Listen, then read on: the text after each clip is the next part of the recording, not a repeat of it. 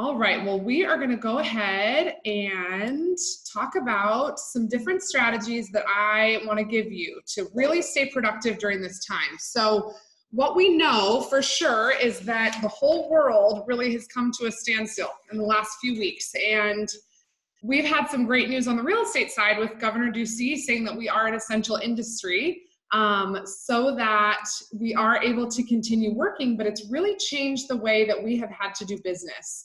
And we're going to continue to have to adapt to really stay relevant in this time and stay in front of our clients in a very proactive and positive way.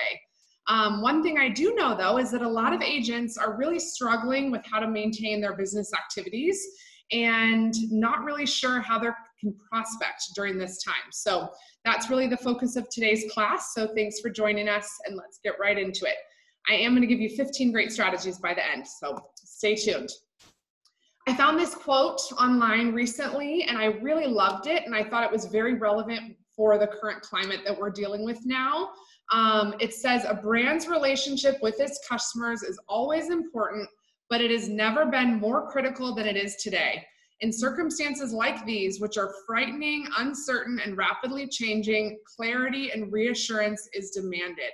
I loved that quote. I thought it was very powerful. And I think now more than ever, we have a responsibility, being professionals in our industry, to really share our knowledge with our communities, right? We are leaders in our communities. We have to relay, correct, accurate information with a positive tone, because really our communities look to us during times like these for help. Really quick, can everyone see my PowerPoint in there as well? Okay, good. Thank you.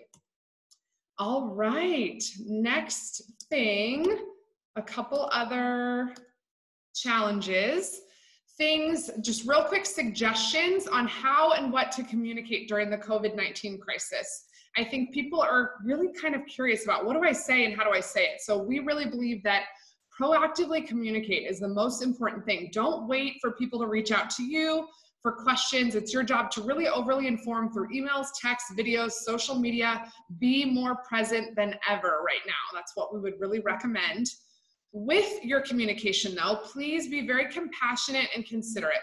Think about how the crisis is affecting your clients and referral partners and the different emotional states that people are in right now. So you have to be extra conscious of your tone and how you are communicating that. So give a little bit of extra thought to anything you put out, especially in writing. Stay focused on the positive, that this will pass, and share what you and your company are doing during this time to help others and to help people in your community. All right, the number one thing I'm going to suggest to all of you to do is adapt all of your systems to accommodate social distancing. And a lot of great agents had put a lot of systems into place for their business that are great, right? It was in-person buyer consults, in-person listing presentations, showing buyers. You had a process for doing that. We really need to adapt everything right now. So if you have not done this yet, this is the number one thing I would encourage you to do. So here's a list of different systems that I would really recommend that you change. And if you don't have a process for it right away, I would make one for all of these. And these are really the things I think you must have in our current situation. You need to have a system for virtual open houses. So a way that you can present your listings or other listings in your brokerage to clients in a really professional way. I feel like for that, a lot of agents are doing Zoom open houses, which is interesting. Some are doing video open houses, but either way, you have to be sure to really represent the property in the same manner that you would if you were sitting the open house open. So what I mean by that is, really good attention to detail. It's your responsibility to show all the features of that property and really, all the features that could sell it. So walk through every single thing, show the flooring, show the different hardware, show the ceiling fan, show the backyard, really show the lifestyle features of the property just as you would if somebody came into your open house. You need to also have a system for virtual showings. If you do have active buyers right now, there are still a lot out there. You need to have a way to show them properties without, maybe they don't want to go in properties. A lot of people don't. So you need to have a way to do virtual showings for people in a very streamlined and efficient way. One of the best ways that I've seen some agents manage this is through using an app called Marco Polo. And what I really love about Marco Polo is it's a video app that allows you to send videos back and forth to each other and watch them at your leisure. You're able to set up groups for specific clients. You're able to set up groups for teams if you work with other agents. But really what it's great about it is you can go profile the properties, take very detailed videos for your clients, send them those on the Marco Polo app, and then they can respond back via video, giving you all of their feedback on that property. That way you're able to see kind of their tone and their excitement level regarding that property, whether you should continue to keep it as a front runner. But that app is working really, really well for virtual showings. I would encourage you guys to look into it if you haven't. It is free. It does require them to download the app, however, but I find that having a tool like that to send video and watch at your leisure, but still be very engaging and interactive is important, because not everybody has the ability to FaceTime right now. A lot of parents are home with kids trying to do homeschooling, and trying to get them on a FaceTime call may be difficult. The next systems that you really need to change in your business are you need to adapt all of your listing presentations and buyer consultations to be virtual. I would encourage you to use Zoom or a different online platform where you can communicate via video to do so. Zoom is a free platform that you can utilize. So if you don't have an account, I encourage you to create one. That way you can set up the conferences and send the links to your clients. But with that, have your same presentation that you use, whether it's PowerPoint, in a printed one, whatever it is, make a virtual copy that you can go through in your presentation so that it's just like it would be face-to-face with you. As always, foreshadow them with what you're going to cover during the presentation and then wrap up with questions. So make a virtual presentation for yourself. A lot of our top agent partners have also started videoing them, recording it, and that way they have one that they can send out that's kind of more of a generic buyer consult about their process with buyers, that they send a video to clients now as well. So that works.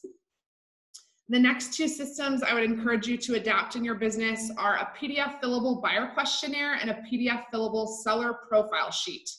So before this whole crisis, a lot of times we would try to get that information in person with people because that really helps build a little bit more rapport. But now we don't have that ability. So I think offering them a way that is very easy for them to fill out the same information themselves via a PDF fillable form is very helpful. I know I have some great resources for that if you don't have it. So if you need an example of a PDF fillable buyer questionnaire or seller profile sheet, just ask me at the end or type it in the chat and I can send that over to you following today's class. And then the last system that you really need to figure out how you are going to change to accommodate social distancing is client appreciation. I think now more than ever, it's very important. And because we're not able to do in-person client appreciation events, I'd really encourage you to find out a different system for that. So whether it's client appreciation pop buys that you can still do, maybe not quite right now when the stay-at-home orders are in place, but after that, you need to find a way to show appreciation to your clients with, virtually, digitally, however you're going to do it. But that still needs to be in a very important system in your business. All right, a few more people are popping in here. All right, the number 2 thing I would encourage you to do during this time is make an as soon as this passes plan with every client. So as you guys have probably experienced, a lot of buyers and sellers have a lot of hesitation. There's a lot of fear and anxiety about the market, the future, our economic situation in the country, and are maybe putting their purchasing or selling plans on hold. Now, that doesn't mean you need to stop the conversation with them. And in fact, that really opens up another set of dialogue if you have a great forum or something like this that you can work through with them. So I have a PDF of this I'd be happy to send to you guys, but it basically is what you ask them. What are their 3 most important things to your client in this process? So if it's timeline, maybe they still do want to look right now. If it's, a certain net that when they're selling their property, whatever their main goals are, you need to be able to identify those very clearly. And what that will also help you do is figure out a workaround, or maybe, take away the roadblocks of they're thinking this isn't a good time. It may be a great time still for them. The next thing it asked is, as soon as the market returns to normal, the 3 things that I will do to move them closer to their goals are. So that's a great question. And then there's 2 more additional questions that go along with this as soon as this pass classes. But I think going through this with a client shows them that you're not just talking with commission breath. You're not just trying to force them to sell or buy right now if that isn't in their best interest, but that you are really listening to them and what they want, and that you're going to help them figure out a plan so that when they're ready, post-coronavirus, if that's what they choose, that you are going to be able to help them as diligently as possible. So I think this plan is a really great one, and it encourages some amazing dialogue with your clients as well. All right, number 3 productive activity to do during this time of social distancing is sort through your CRM contacts one by one and fill in the gaps. Now, I know this is a dreaded task for most real estate agents. About half of the agents I talk to still don't even really have their CRM up and running yet. I think it's just something that agents always put off because they don't really have the time to sit down and do it. But now you might have the time. And if you have one, whether it's, up and running or not, I guarantee you it doesn't have all the information that it could. So go through your contacts one by one and make sure you have all of this relevant information in there. Obviously, you need to have the basics: name, phone, email, physical address. But the other things that a lot of people don't have are things like birthday, anniversary, house anniversary, social media profiles, lifestyle information. So what they like to do. Especially in the millennial demographic, lifestyle features are more important to them than house features oftentimes. So you need to find out what they are and what they do. Other personal information needs to go in the notes category. That can be children, spouse, other, where you met them, other things you've talked to them about in the past, but fill in as much information as you can. Most important though, the category that they're in. You should have all of your contacts in your CRM staged or categorized appropriately in buckets so that you know how to communicate with them. And then the next thing, and also I think second most important, is your next contact date. That is something that we cannot forget about ever. So, and why is this important to put in there? The reason why is because as soon as this whole crisis kind of passes, which it's going to, and hopefully sooner rather than later, you can really hit the ground running with personalized campaigns based upon all this information that you've collected. So take the time to do it now while you have a little extra free time. Number 4 productive business activity I would encourage you to do is complete your Google My Business profile. Now, a lot of agents have already set these up, and if you haven't, I would encourage you to do so. What it is that when someone Googles your name, this box like this shows up on the right-hand side in Google. So it shows kind of all of your information on the right side of Google with kind of all the pertinent information about you. They can easily see your reviews right there, how to get in touch with you, where you're located, and a lot of other great information. It also helps you with SEO tremendously. So if you have not done this, make sure to set up a business for yourself, for your business, for real estate. You do have to verify it. So when you go to set it up on Google, they're going to ask you where to mail a postcard that you then have to enter a key code to verify your business. The postcard needs to be mailed to your real estate office address. So make sure that you communicate with them that you'll be expecting that. There are other ways to do it if you don't have any ability to get mail there, like maybe right now. You can verify it via a phone number or other ways, but definitely go to Google My Business. If you have not set up a profile for yourself, take the time to do so. It's very powerful, and as we all know, Google's the #1 search engine in the world. And even though you may have a website, there's nothing that Google is going to place higher than their own profile for you. So I encourage you to get that up. And if you have one that's up, maybe fill it in a little bit better now. Number 5 productive business activity I would encourage is to request a review from every past client. Now, this is a time where all of your clients are probably at home and have more time than ever. So this is a great opportunity to reach out to them and ask for a testimonial to help you grow your business. If you gave them a great experience, which I'm sure you did, they will be happy to do so, and they might look for something to do right now. So as we all know, reviews and testimonials are super important for online presence, super important for really credibility. So I would encourage you to find a place to house your reviews. We're going to talk about that in a minute, and an easy way for clients to give you one. So things that I would recommend is have a system for asking for testimonials. Make it a part of your client journey. at some point throughout the transactional process. So typically, I would encourage it to be either after closing or maybe on the day you hand them the keys, they get an email or a video ask from you asking for a testimonial. I have some really great email templates if you're interested that I can share with you if you're looking for kind of how to ask them. But make this part of your plan, that it happens every time without clockwork, without fail, like clockwork going forward. It'll really help you. And that way you don't have to really wonder about when you're going to ask or all of that.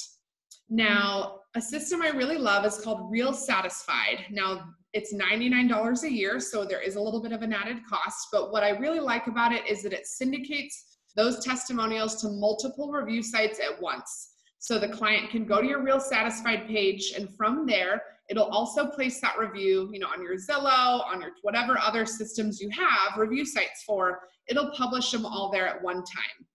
Now, there is a cost, so that may not work for everyone, but it is a great system if you do want to be present on multiple review sites.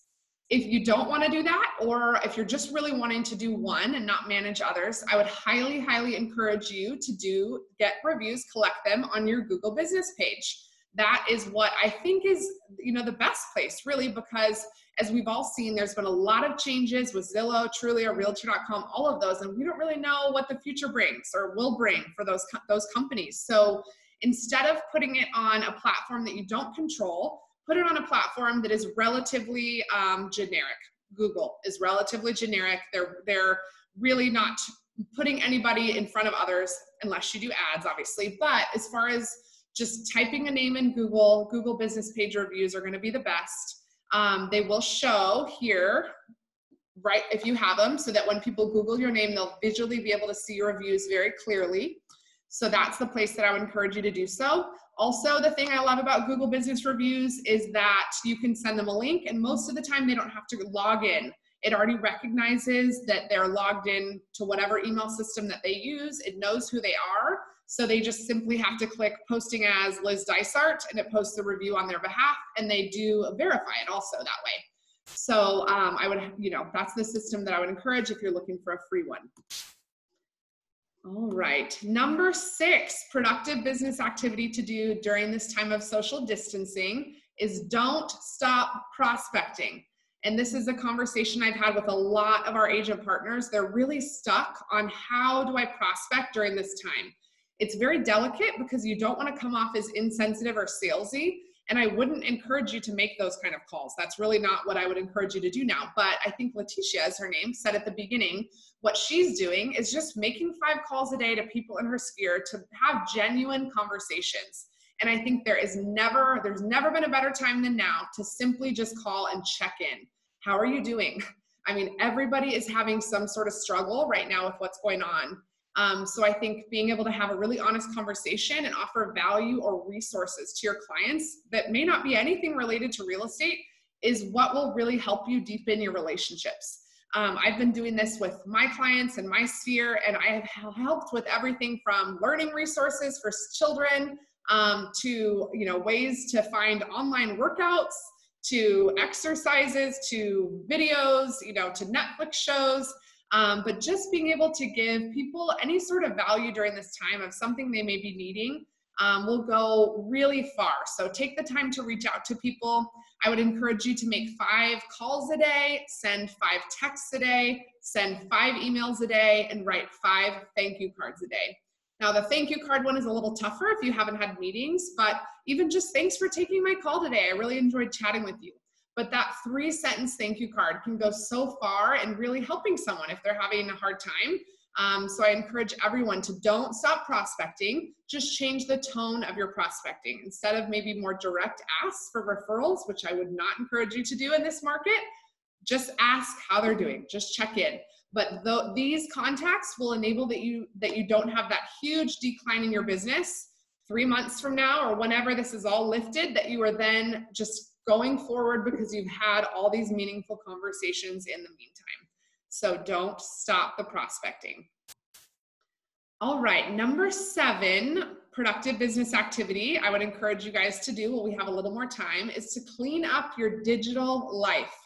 And this is another one of those things that just gets put on the back burner for most agents because we're all too busy generally to stop and take the time to do this, but now we do. And I put this one in here because I did this 2 weeks ago when this all was first starting, and I felt so liberated. I achieved email inbox 0. And as we all know, there's kind of two types of people with that. There's the people that have 6,000 emails always in their inbox and can never seem to manage it, or the people who always have 20 or less. And I would encourage you to really go through, take this time, clean out all the junk, delete, and get it to 0. You'll feel so great about where you're at. It's much easier to manage going forward. And it also enables you to create folders and filters so that some of those emails that you really don't want to see, you can put them aside to find later if you need them, but they're not cluttering your inbox in the meantime.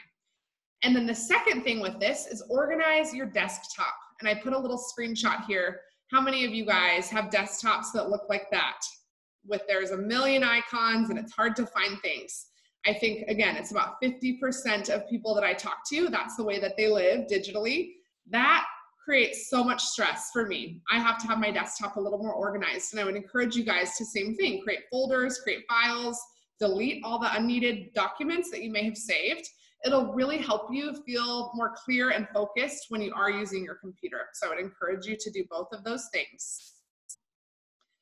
Here's a great article on really what that does for you psychologically. It was an interesting read, so I'll send this link to you guys, but it was a 7-step guide to achieving inbox 0 and staying there, and it talks about what that does for your productivity. So I'll send you guys that link. Number 8 is create the email drip sequences you've dreamed of.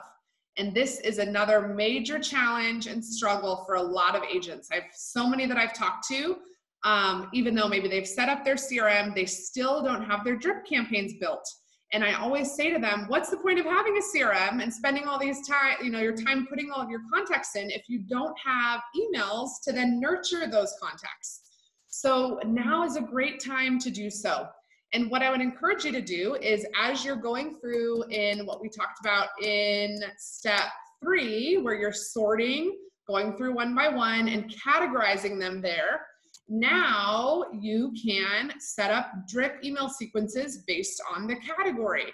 So here are the different types of sequences that I would recommend that you create. One for buyer leads, one for seller leads, one for open house leads, one for your sphere, which includes friends, family, anybody really that you know, past clients, another one for vendor partners, another one for a farm if you have one, and then also a series of text campaigns. And the reason why I encourage you to do this many different types of sequences is because you need to communicate differently with all of these groups. If you communicate as aggressively with your sphere as you do with your buyer and seller leads, you're going to alienate your sphere and they're not going to want to use you. And if you don't communicate aggressively with your buyer and seller leads, maybe only once a month like you would do your sphere, you're not going to really cultivate those to turn into clients. So building the sequences, depending on the number of touches that they should get, really enables you to customize the tone, the cadence, and the speed of the touches to the audience, which is most important. That will create the most meaningful types of conversations and ultimately result in the most transactions going forward. So the magic question I always hear is, how many touches do I need for each of these? And that's a long conversation I don't really have time to get into today. That could be a whole class.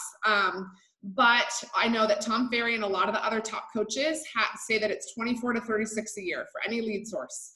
Now, for referrals, for friends or family, that may seem like a lot, but keep in mind, 8 of those touches can be light holiday touches.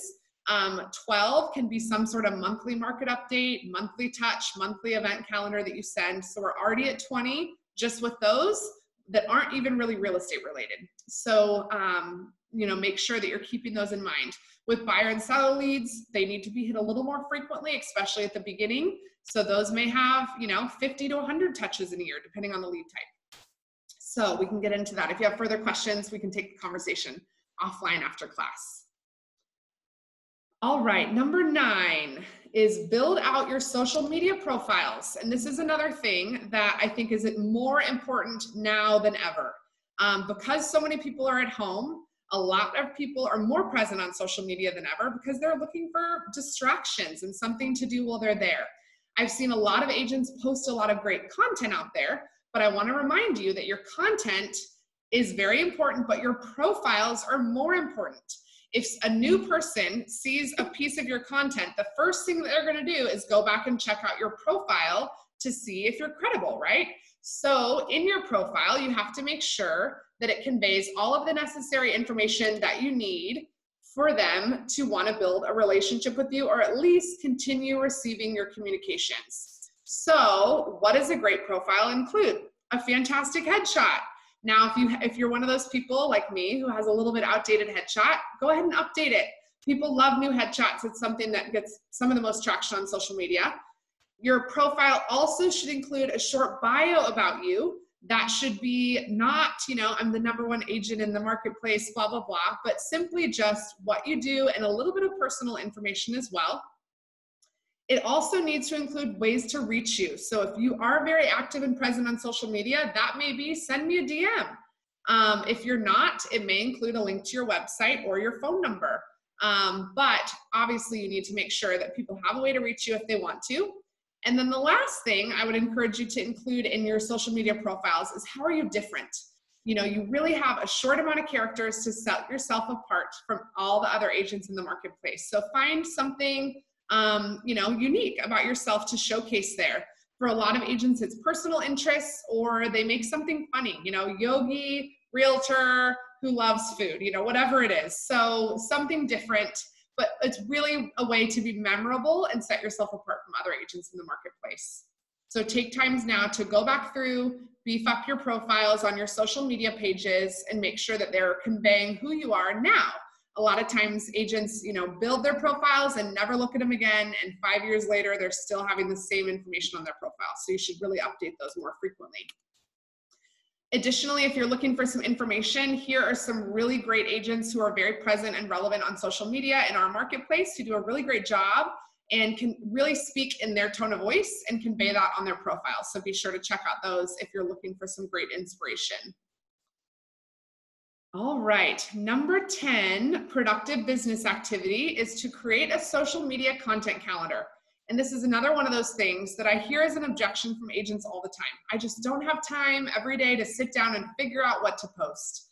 And I agree with you. It can be very time consuming. However, if you sit down once a month and spend an hour planning out all of your content for the month, it then takes a lot of the stress off of figuring out what to create for a daily post. So here's a really quick and easy little thing about something that you could do every day with some different ideas. I'd be happy to send you guys this if you want it. But even more than this, I would encourage you to make a 30-day content calendar that really plans out all of your content. And the reason why that's a great idea is that way you're making sure to vary your types of content so that you're hitting at least 5 different buckets of content. And what I mean by that is different, subject matters that you post about that are authentic to you. And this is going to be different for everybody, but we already know, everything has shown us that you cannot just post about business. You have to post some personal content in order to maintain, really relevancy with your followers. So what I would encourage you to do is pick 5 buckets of content that you then rotate through. For example, you could have a bucket of content. One should be business. You should definitely also be posting about business, but maybe your family. If that's really important to you, maybe you post about your family. Maybe if you're really into dogs, maybe you post about dogs. If you're really into yoga, maybe you post about that. If you're really into faith, maybe you post about that. If you're really into watching college football, maybe you post about that. So if you're into travel, there's a whole list of things. But what it does is it enables you to connect with lots of different people. Not all of your followers are going to be interested in yoga. Not all of them are going to be interested in your real estate content. Not all of them are going to be interested in your family. So by varying the types of content, you're more likely to connect with a broader audience and maintain them, following you and actually engaging with your content, which is what you want. So create 5 buckets of content for yourself. Plot those out on a 30-day calendar so that you're hitting every bucket at least 5 times. That is really what works best for long-term engagement.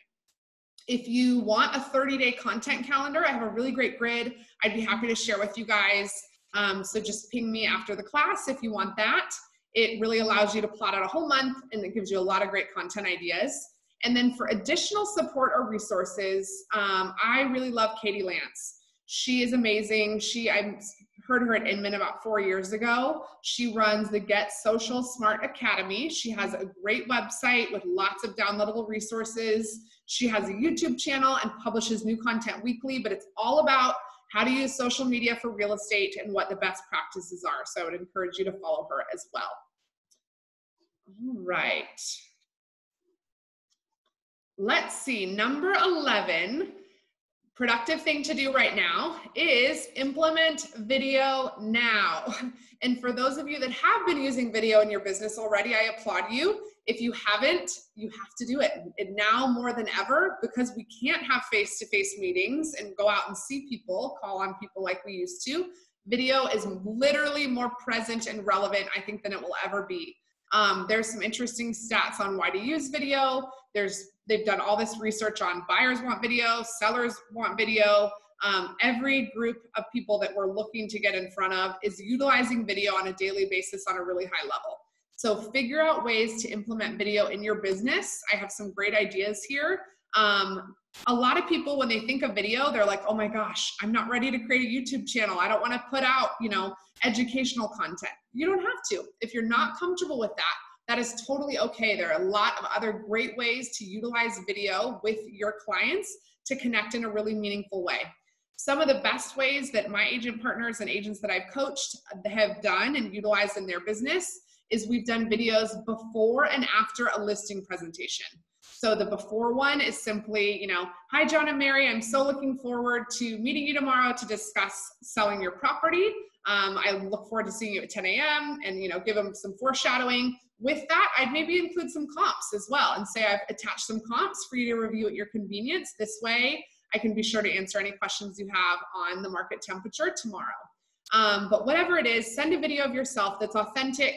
I always encourage you to just confirm the time. Don't ask them if you're still on. Just say, looking forward to seeing you tomorrow at 10. Send them that with the comps. And then after the listing presentation, send them a thank you. I really enjoyed speaking with you. Thank you so much for sharing your property with me. I look forward to, helping you achieve your goals of selling your property in 30 days or whatever their goals were. But utilize video for that. It builds a more personal connection, especially if it's a cold lead.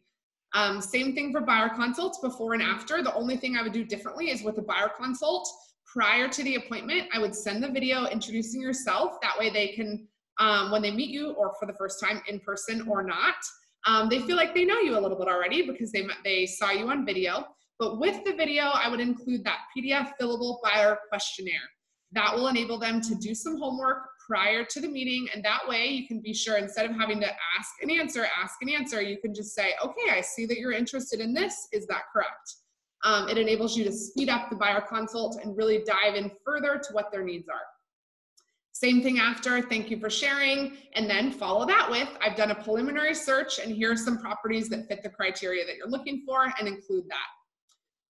Another way that agents are using video really productively at a high level is for open house follow-up, and they're doing so as their very first touch. So day of the open house, I know things are a little different right now with open houses, but they will be back soon enough, like normal. But with that, first touch following the open house, I'd say within 15 minutes if you can, send them a video. Hi, thanks so much for coming into my open house today. I really enjoyed meeting you. I hope that this was your dream home, but if not, don't worry. There are lots of other great properties out there. I'd love to be a resource for you and answer any real estate questions you have. So feel free to reach out to me at your convenience. I look forward to chatting with you. So that video, you literally text to every single person who came into your open house. You also, if you had a great conversation with someone, make a personal one mentioning by name.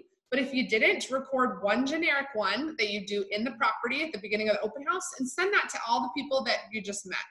And then hopefully they'll have a better likelihood of remembering you by seeing your face and remembering your name again via video. Another way to use video is, instead of just sending a client listings that might work for them, send them a video explaining the listings you're sending and why you picked those. that you think that they would be good for them. Try that. Another thing about favorite listing of the week is a great way to use video. Business spotlights. We've already seen the success of this with a lot of agents really building a lot of business in specific communities by doing business spotlights. So you simply interview a local business owner, highlight their business, talk about what you love about it. If possible, interview them. But if not, you can do it all by yourself and then post that, tag the business. And hopefully they'll repost, and that will, expose you to their audience of followers as well. Happy birthday and congratulations. I've been doing this a lot and it's worked really well. So instead of a Facebook message for happy birthday or, calling somebody or texting them, I now take a personal happy birthday video that I mention something personal and thoughtful about them and text that to them. And I've been getting a really great response. So when you're following people on social media and you see that they've had a milestone event, make sure instead of just saying congratulations on the post, send them a personalized congratulations video. It really goes a long way. Community information is another thing you can showcase via video. And then lastly, and I think most importantly right now, is meetings via Zoom like we're doing right now. So I think for the near future, everything's gonna be done via Zoom. So you need to get comfortable being on Zoom with clients and answering questions virtually, but this way you're still able to basically be face-to-face. I mean, technically across a screen, right? But if you can still build just as meaningful relationships with people via Zoom. So make sure you're very comfortable and well-equipped with conducting Zoom video conferencing or another platform of video conferencing. All right, number 12, productive business activity I would encourage you to complete is to update your website or design a new one.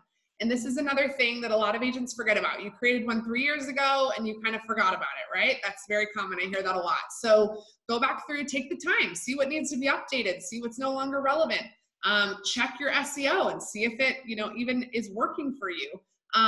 If you don't have a website at all, I encourage you to get a free one. Placester, Placester, offers free websites for NAR members. So all realtors get a free Placester website. They look very good, they're clean, they're not lead generating websites, but it's still a great virtual business card for you to have out there for people to find you. Then go to GoDaddy, pay $12 to buy your domain name, reroute that to your Placester website, and there you go. You've got a really professional looking website for very minimal cost. With this, I want to mention, you also should go, if you have a website, go to websitegrader.com and see your website's functionality. It'll actually grade your website on loading speed, SEO, mobile friendliness, and all those criteria. If you get a low score, if your website gets a low score on maybe like mobile functionality, you really need to think about that, because right now 78% of website traffic is on a mobile device. So if your website isn't user-friendly on a mobile device, you're going to lose people because they're going to get frustrated with your website. So go to Website Grader and see how your website performs, and that will help you maybe give some insights on what you could change or update. All right, number 13, most productive thing I think you can do right now is focus on data, not speculation. And I know this is really hard. Everyone is very freaked out. There's a lot of misinformation in the marketplace. There is a lot of fear and anxiety out there, which is normal. But I feel like as real estate professionals and kind of experts in our industry, it is our job to make sure we are only reporting fair, balanced, and accurate information. So we shouldn't speculate about what could happen with the housing market. We can just talk about what is happening. And my home group had an amazing class yesterday with Tina Tambor. There was over 400 agents that attended, and Tina gave some really amazing stats about our market, where we're at, and really it's not all bad news. There's a lot of great news out there. We're still in a very strong housing market here locally, and that's expected to continue. I wasn't able to share any of her slides because they're all copyright protected via Cromford, but I was able to share this recap that she posted. So I put this here for you guys, but basically she wrote that the residential housing market is a slow moving oil tanker when it comes to responding to any shift, unlike the stock market or rentals. And that is true. So while there obviously will be some effect on our housing market based upon the economic climate that we're at with everything going on with the financial markets, it moves so much slower and to a lot less degree than the stock and bond markets do and the rental markets. So that's something that I think we need to just be comfortable with knowing. And our local market data showed that we were everyone knows, we had such low inventory that we had this insane pent-up demand. And so now, that doesn't just go away overnight. So she gave some really great information about that. I love this stat. Sellers are retaining their values, but adjusting their expectations. So she basically said that there's a lot of fear out there that, home values are just going to plummet. And that is absolutely not the case, especially in our local market here. She said that values are staying pretty consistent, but sellers have to, understand now that they're probably not going to get, 4 offers on the first day. And they may not get full price. They have to be willing maybe to potentially offer some concessions depending on the price point, or be flexible with closing date, things like that. She also wanted everyone to know that Wall Street backed institutional cash buyers, so all of the iBuyers that we saw in the marketplace, it's all stalling right now, or a lot of them are pulling out of the marketplace completely. So that is great for traditional real estate for us, which is awesome. She also said Airbnb, VRBO buyers are stalling acquisitions. They're not buying because right now they're concerned about that investment's potential.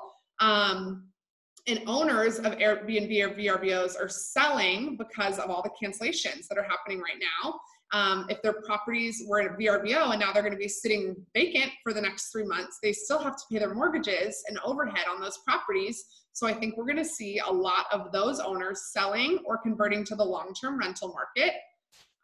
She also said price reductions are not spiking, values are not plummeting, and average rents are not declining. So there's still a lot of great news in our local housing market that we really need to keep that forefront. We need to always talk about the positive, the great situations out there. It is true that some buyers and sellers have backed out of the market. Some sellers are concerned about what's going to happen with the financial markets. Some buyers are concerned as well. However, she has said that that just took demand from very, very, very, very strong to very, very strong. So instead of seeing maybe 5 offers on a property, you'll see 2. But it is definitely still a very strong and stable housing market here locally. And that is what we need to focus on, not speculation or doom and gloom. So some great resources to help you find data to be able to talk about and keep in the forefront. The Cromford Report, I think, is the best that there is. There is a cost to that. I believe it's $20 a month. In my opinion, there's no better source for news. They make it very palatable and easier for consumers to understand. And they have great infographics that you can share, and a newsletter every month as well. So if you use that as your monthly touch, it's definitely worth the cost. Another great resource is Altos Research. A lot of title partners, I know Lawyers Title, can provide this for you. It is a market update by zip code or city that also visually allows consumers to see real-time data of what's happening in their zip code to kind of minimize some of those fears. Another great place is the Altos Market Summary tab, the Armless Market Summary tab right in the MLS. That shows great charts and graphs of historical data versus present data. And I looked this morning, there's definitely no big drops happening. So the data still looks very strong on the Armless Market Summary tab. And then the last resource you can pull this kind of information is RPR. But pulling, data and showing consumers is really what's going to help you be credible and be considered the expert rather than just speculating on what could happen. So I encourage all of you to do so. All right, number 14 thing I would encourage everyone to do is aim to have at least one video conference a day with someone in your database. And again, these are not, hey, do you know anybody who wants to buy or sell calls? These are just simply, hey, wanted to catch up with you and see how it's going. How are you handling all this? If you had challenges with the kids staying at home, is your husband working still? Just connect with people. Those are the type of deep conversations that a lot of people really need right now. There's a lot of isolation going on. People are having a hard time with this. So just seeing your face may brighten their day. So now more than ever, reach out to just check in. Doing it via video conference is the most productive form as far as deepening the relationship, other than in person, but that's not happening right now. So video conferencing once a day will be the best way to really cultivate your relationships and also get you comfortable on video and on platforms like video. So that's number 14. And then I'm going to end it almost, and then I'll have a Q&A at the end. But number 15, I would encourage all of you guys to take this time to build effective habits to be your best self. And this is, you know, it sounds so cheesy, right? But I'm talking about things that we continue to put off because we don't have the time. So take time to listen to podcasts, either self-development or real estate related or not, whatever they are. Find some self-improvement podcasts, business improvement podcasts, motivational podcasts, and take time to really learn and feed your brain positive information rather than focusing maybe in whatever situation you're in. If you are a little worried about the future, don't be. Take the time to get out there and change your mindset. Also, now is the time to implement time blocking. And I think especially with prospecting, as I talked about, time block an hour a day for prospecting. Still, even in this current economic situation, we have to keep doing it. That way, you can hit the ground running and do more business than ever this year because you have stayed present and relevant with your contacts. Number 3 I put on here is exercise. I think it's one of the best things we can do both for our body and our mind. So I think, you know, incorporate exercise in your life if you don't already. And then make sure to stay positive. Again, I think our consumers, we really owe it to them to stay positive through this time, especially about the housing market, because, you know, ultimately they look to us. They look to us to see how we're reacting. They know that you're in real estate. They're going to see, how are you handling this? What are you doing? So stay positive, convey the positive messages and real data that shows that our market is going to survive and thrive most likely through this. So take the time really to incorporate some great habits that otherwise you may not have the time to incorporate. And then some really good helpful resources that I can provide to you along with, I know a lot of the other power partners are on this call. Hi ladies, I saw Shelly Carr with OneGuard on here, Taylor Castro from Lawyers Title. We have a lot of amazing resources through your power partners that we can offer to you guys to help you inform your clients, give them whatever information or value that they may be looking for. Some things that we can offer you at VIP Mortgage, we have a lot of great tools, apps, resources, but right now I think what most of our partners are concerned about are really just all the lending changes that are happening. There has been a lot of lending changes. I know our company, we're having a mandatory staff meeting every morning because things are changing so quickly. Today's was an hour. We covered a lot of information. So there's a lot of product changes, program changes, you know, credit changes, all sorts of things. And really, not that you need to be an expert because your lender partner should be, but you at least need to have some talking points to really help educate clients or help debunk myths, right? I've had so many people text me, hey, I heard DPA loans are completely gone, or hey, I heard, you know, FHA loans are gone, or I heard, you know, and that's just not the case. So make sure you have a great lender partner who's keeping you informed. We are doing a class on Tuesday. It'll be on the My Home Group calendar, or if you want the link, I can send it out to you guys in the chat section following this. But we're going to talk about all that. Anything lending related changes going on right now. It'll be Tuesday, I think at 1 p.m. So be sure to tune into that. Another great resource that you can provide to your clients is the CFPB Guide to Coronavirus Mortgage Relief Options. And you guys have probably heard this word forbearance being thrown around a lot. There's a lot of misinformation about it out there. I heard someone say, oh, you can just stop paying your mortgage and you can't get in trouble. And that's absolutely not the case.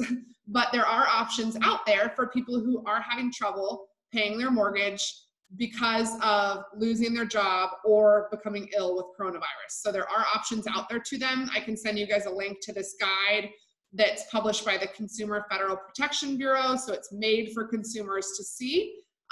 It's very helpful to kind of debunk some of those myths and give options to people who may be having a little bit of financial hardship at this time. Cromford Report, as I mentioned, is a great resource. The CARES Act synopsis.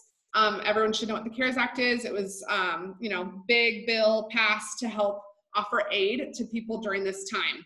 With that, it offered a lot of options for business owners, like payroll protection loans and things like that, so that they can keep their staff employed.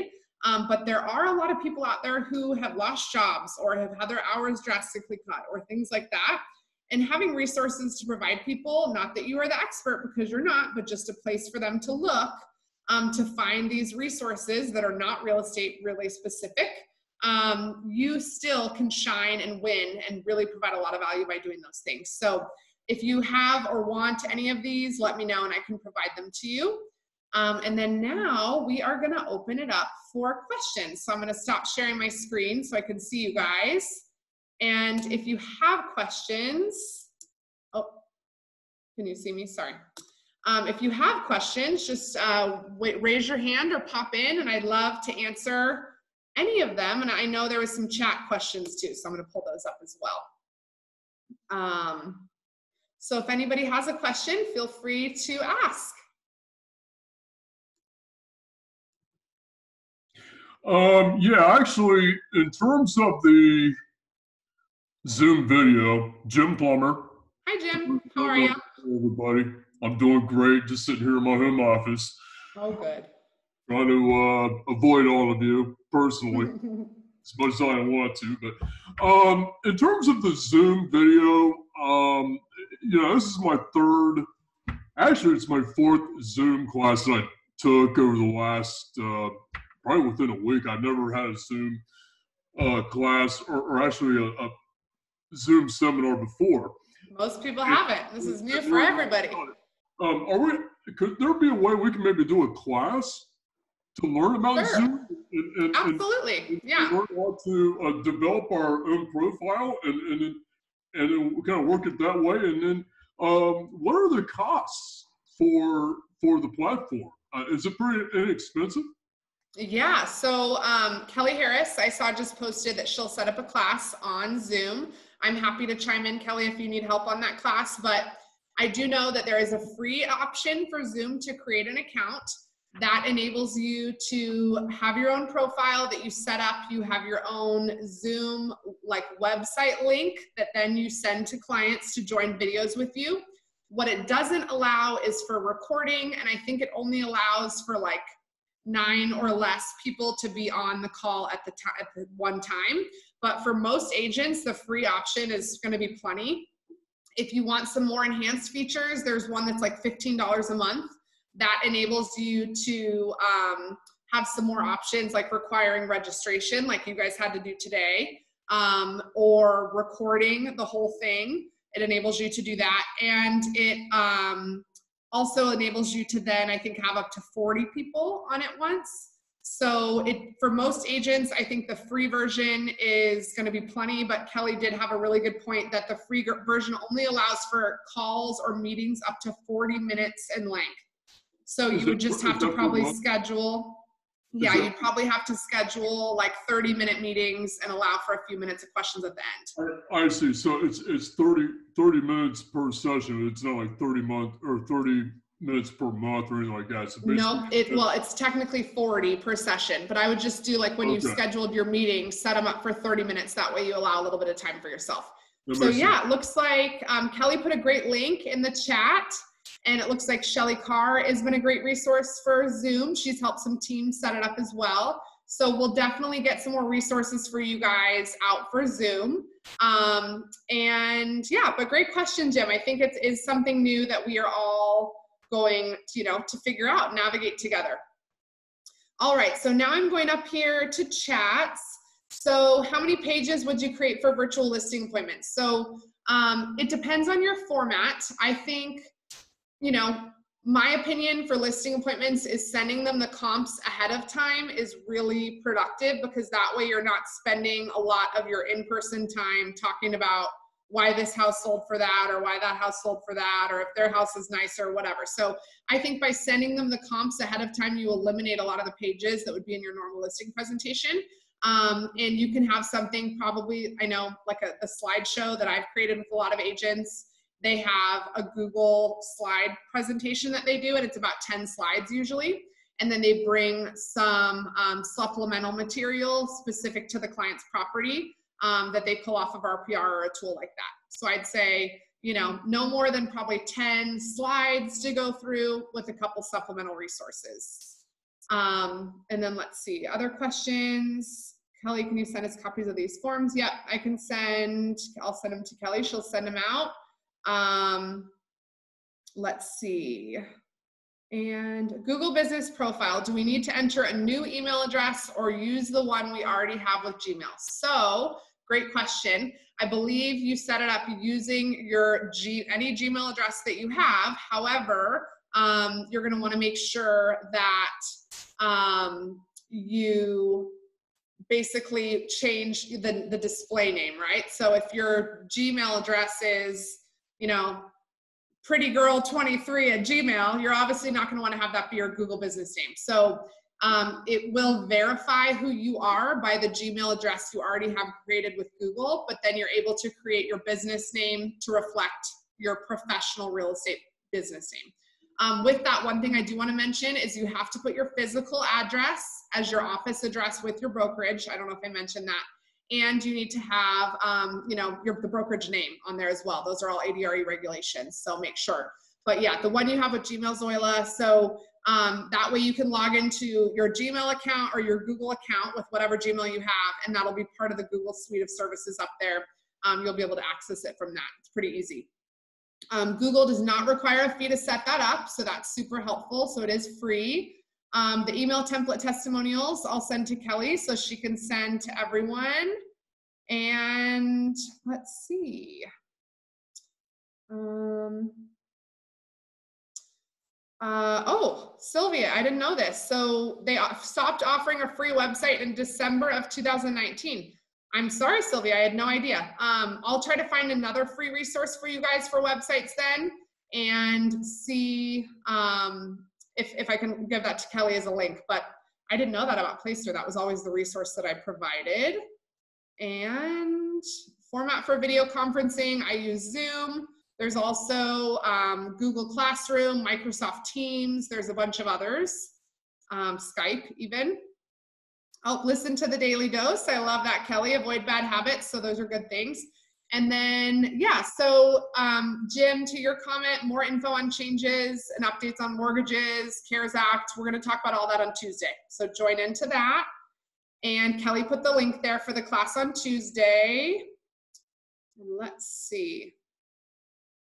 Trying to scroll down to see if I got to everyone. Well, I think that's all the questions on the chat. If you guys have any others, feel free to pipe in now, but I really appreciate you guys taking the time to be here. Thank you so much. This is my first time presenting this material. I just put it together this week. So I hope it was helpful. I hope everybody found at least one or two great things that they can do today or next week to really increase productivity in their business and stay positive during this time. But any questions, I'll stay on for a few minutes. And Kelly, I'll make sure she emails out the resources, or I will, to everybody that attended today. So thank you guys, stay well, and we're always here. I do Zoom conferences one-on-one, so if you have any questions and would like that, feel free to reach out. Thank you guys, and any questions, you can jump in.